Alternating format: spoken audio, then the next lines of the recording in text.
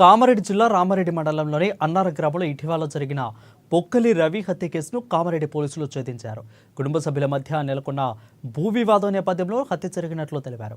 హత్యకు సంబంధించిన వివరాలను కామారెడ్డి జిల్లా ఏఎస్పీ చైతన్యరెడ్డి వెల్లడించారు. అన్నదమ్ములైన పొక్కిలి రవి, పొక్కిలి కృష్ణయ్యల మధ్య భూ పంపకాల్లో గొడవలు జరిగాయని తెలిపారు. ఈ నేపథ్యంలో రవిని హత్య చేయడానికి అన్న కృష్ణయ్య పథకం పన్ని షేక్ హఫీజ్ రాకేష్కు సుపారీ ఇచ్చాడని వెల్లడించారు.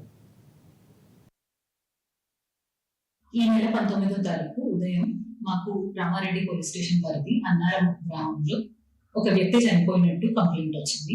వెంటనే మా పోలీస్ టీం విలేజ్ కి వెళ్ళారు. వెళ్ళిన తర్వాత తెలిసింది ఏంటంటే పొక్కిలి రవి అనే అతను అక్కడ చనిపోయినట్టు తెలిసింది. మేము ఇమీడియట్ గా ఎస్పీ మేడం ఆర్డర్స్ ప్రకారం ఒక టీం ఫామ్ చేసి ఎంక్వైరీ చేయడం జరిగింది.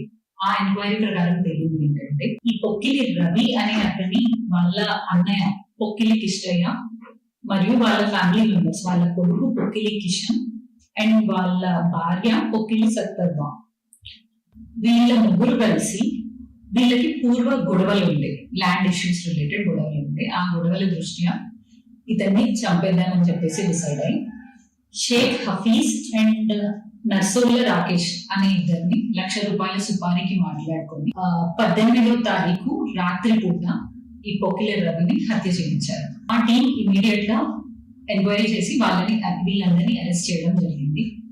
ఒక సుత్తే దేంతో అయితే చంపేశారు, ఆ సుత్తే అండ్ ఒక కర్రీ అండ్